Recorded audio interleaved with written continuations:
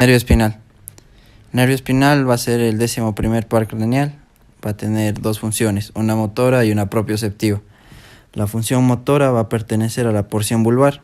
Tiene un origen real en el núcleo ambiguo y una terminación real en los músculos del paladar, excepto el peristafilino externo, los músculos de la faringe, excepto el estilofaringio, y los músculos de la laringe.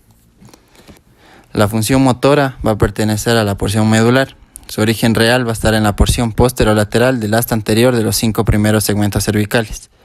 La terminación real va a ser en el músculo esternocleidomastoideo y trapecio. El nervio espinal va a ser un nervio motor que va a estar formado por la unión de la raíz espinal y otra neurocraneal. El origen real del nervio espinal. Núcleo vulvar, ubicado en las células de la porción inferior del núcleo ambiguo. Núcleo medular, se origina del núcleo espinal en los primeros 5 segmentos medulares. Su terminación va a ser el esternocleidomastoideo y trapecio. El trayecto de la porción medular del nervio espinal va a comenzar en los primeros 5 segmentos medulares. El trayecto medular va a entrar al cráneo por el agujero occipital y se une a la porción vulvar. Y el trayecto de la porción vulvar se origina en el surco colateral posterior del bulbo raquídeo y pasa posteriormente a la arteria vertebral. El nervio espinal sale del cráneo por el agujero rasgado posterior en una vaina común por el 10º par. En el agujero rasgado posterior se divide en sus ramas interna y externa. Trayecto. El trayecto tiene su inicio en el agujero rasgado posterior, terminando en el agujero occipital. El origen aparente. Las raíces vulvares emergen del surco colateral posterior de la médula oblongada por debajo del neumo gástrico. Las raíces medulares lo hacen del surco colateral posterior de la médula. Una vez formado, sale del cráneo por el agujero rasgado posterior junto con el nervio glosofaringeo y el nervio vago.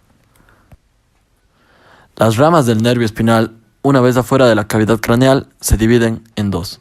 La rama interna, que contiene las fibras de origen vulvar y que termina uniéndose al ganglio plexiforme del vago, y la rama externa, que desciende atravesando el espacio maxilofaringeo y termina inervando a los músculos esternocleidomastoideo y trapecio.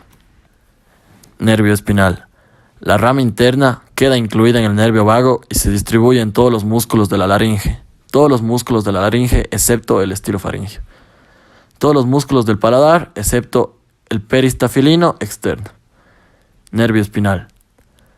Su rama externa pasa medialmente a los músculos estiloioideo, vientre posterior del digástrico y a la apófisis estiloides.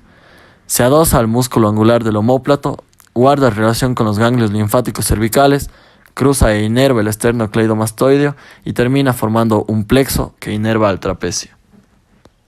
El nervio espinal o accesorio se van a estamosar con las raíces posteriores de los nervios cervicales en el conducto raquídeo, con el neumogástrico por su rama terminal interna y con el ramas del plexo cervical en la cara profunda o en el espesor del esternocleidomastoideo y del trapecio.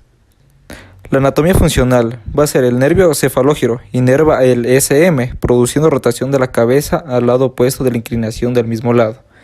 El SM lo eleva en la inspiración, el trapecio mueve la clavícula y el hombro hacia atrás y hacia arriba. Esta función extensora del espinal se comprueba por el hecho de que también inerva el músculo de la situación posterior, el trapecio que proyecta la cabeza hacia atrás. Puede decirse, por lo tanto, que el espinal es sobre todo un nervio extensor de la cabeza, por su inserción inferior de la movilidad superior del tórax. Por lo que podemos decir que el nervio espinal puede funcionar en los mecanismos de la inspiración forzada. También antes de confundirse con la neumogástrico, sus raíces vulvares participan en la inervación de la laringe. Clásicamente se decía que participaba en el estrechamiento de la glotis y en gran parte de los movimientos de la fonación. La exploración neurológica. Se examina la fuerza del músculo trapecio. El paciente eleva los hombros mientras el médico con la mano hace resistencia a la elevación. Se examina igualmente la fuerza del SM por el mismo método, pero haciendo girar la cabeza. Para una evaluación correcta, se examinan los músculos esternocleidomastoideo y el trapecio mediante la palpación y apreciación de la motilidad. El paciente debe levantar los hombros contra resistencia, mover la cabeza de un lado a otro, rotar la cabeza contra resistencia y bajar la frente contra resistencia. Para el correcto análisis del 11º par craneal, vamos a analizar lo que serían dos músculos. Primero vamos a analizar los trapecios, luego vamos a proceder a analizar los músculos esternocleidomastoideos a cada lado. Vamos a pedirle como primera técnica al paciente que eleve sus hombros y luego lo relaje. Esto con el fin de encontrar algún problema con la inervación de los músculos trapecios.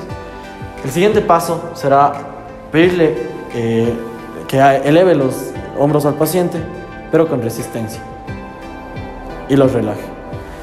El toparnos con algún problema al elevar los hombros y relajarlos, vamos a poder encontrarnos con una mala inervación o un problema del nervio espinal ipsilateral. El siguiente paso será analizar los músculos esternocleidomastoideos a cada lado. Vamos a pedirle al paciente que gire hacia un lado de la cabeza, fijándonos en cómo se nota el músculo, y luego al lado contrario. El siguiente paso será oponer resistencia al músculo al lado que gire. El toparnos con algún problema al girar la cabeza, vamos a saber que tenemos un problema del músculo, de la inervación del músculo esternocleidomastoideo, pero al lado contrario. Es decir, si mi paciente gira la cabeza al lado derecho, pero no puede oponerse a sentir contra la resistencia, significará que tenemos un problema de la inervación del lado izquierdo. Y el siguiente paso será elevar la cabeza y bajarla. Esto nos va a mostrar una correcta movilidad de los músculos, en lo cual podremos saber que el paciente está en correctas condiciones.